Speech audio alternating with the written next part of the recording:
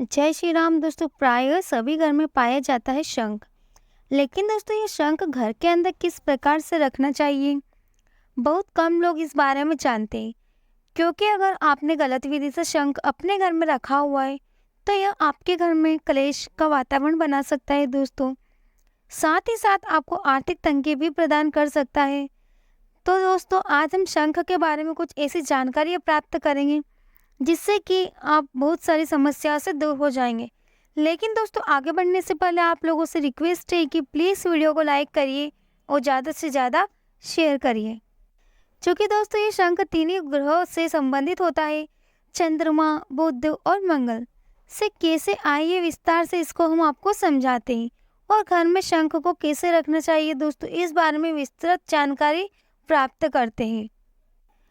दोस्तों शंख कैल्शियम, जी हाँ दोस्तों, शंख धातु से बना होता है, कैल्शियम की।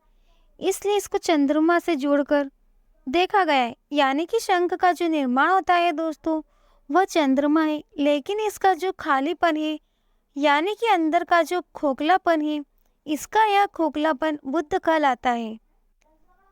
क्योंकि इसके अंदर खाली स्थान है जिसमें कि वायु भ्रमण करती है।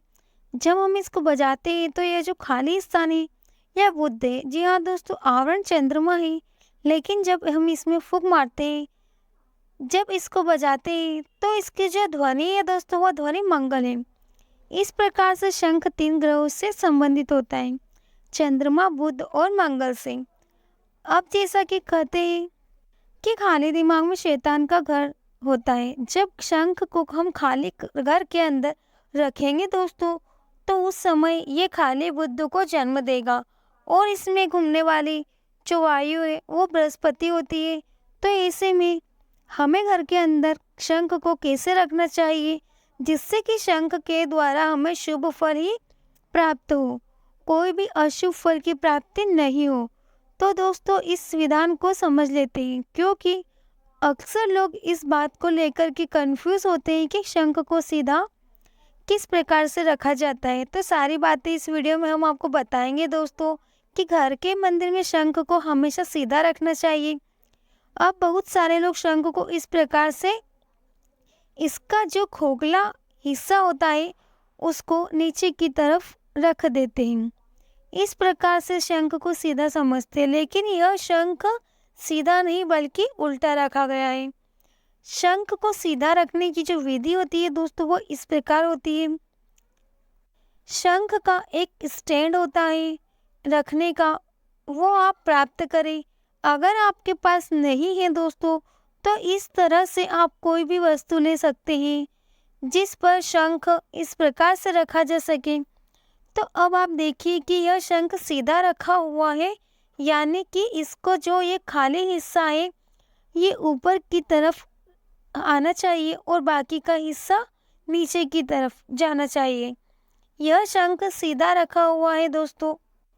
अब इसमें एक और बात है दोस्तों, जब आप घर के मंदिर में रखते हैं शंख को तो जो भगवान की मूर्ति रखी हुई है दोस्तों मंदिर के अंदर, तो दोस्तों उस मूर्ति चोंच वाला हिस्सा है, जो शंख का चोंच वाला हिस्सा होता है वह भगवान की प्रतिमा की तरफ होना चाहिए। और इसका जो बजाने वाला हिस्सा है उसको आप अपनी तरफ मुख करके रखें, ठीक है। ये सामने का हिस्सा, जो सामने का हिस्सा रहा दोस्तों वो भगवान की तरफ वाला हिस्सा रहा जहाँ प्रतिमा रखी हुई है, और इस प्रकार से शंख को रखना चाहिए। तो दोस्तों शंख सीधा माना जाएगा। अब शंख दो प्रकार के होते हैं, एक बजाने वाला शंख और एक पूजा वाला शंख। जो शंख बजाया जाता है दोस्तों उसको पूजा में इस्तेमाल नहीं करते, लेकिन जो शंख पूजा को से इस्तेमाल होता है वह बजता नहीं। अगर वह बजता भी है तो आप उसको फिर बजाइएगा नहीं, क्योंकि दोस्तों आपने उसको पूजा स्थान में रखा हुआ है। क्योंकि उस शंख इत्यादि से हम भगवान को स्नान भी करा देते हैं, कभी कभी ऐसा भी होता है। तो इसलिए जो शंख बजने वाला है जिसको आप नियमित रूप से बजाते हैं रोजाना, उस शंख को इस प्रकार से रखना है और उसके अंदर आपको जल भर के रखना है। जी हाँ दोस्तों, इस प्रकार से आपको शंख के अंदर जल भर के आपको उस शंख के अंदर रखना है जो शंख बजाने वाला होता है। दोस्तों यह विधि है, यानी कि जल भर के रखा हुआ शंख। लेकिन अगर आपको शंख पूजा में रखना है, बजाना नहीं है, तो उसके अंदर आप जल नहीं भरेंगे। पूजा वाले शंख को भी इसी प्रकार से आप रखेंगे और उसके अंदर आप भरेंगे चावल। जी हाँ दोस्तों, उस शंख के अंदर आप चावल भर देंगे और चावल भरने के बाद उसके अंदर आप डाल देंगे कोई भी एक सिक्का। सिक्का आप नॉर्मल सिक्का यूज़ कर सकते हैं, इस्तेमाल कर सकते हैं, या चांदी का सिक्का भी आप इस्तेमाल कर सकते हैं।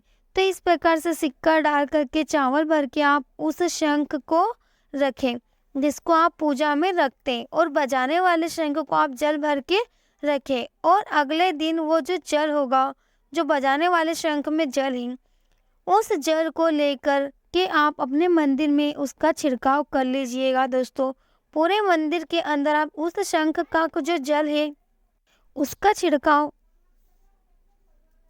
कर लीजिए, वो बहुत उत्तम माना जाता है।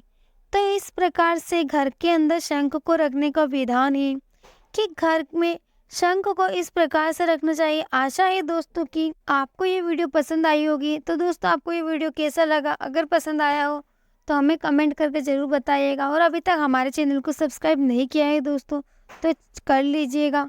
अंत तक हमारा वीडियो देखने के लिए बहुत बहुत धन्यवाद। चलिए दोस्तों, मिलते हैं अगले वीडियो में। जय श्री राम, जय बागेश्वर धाम सरकार, जय श्री महाकाल।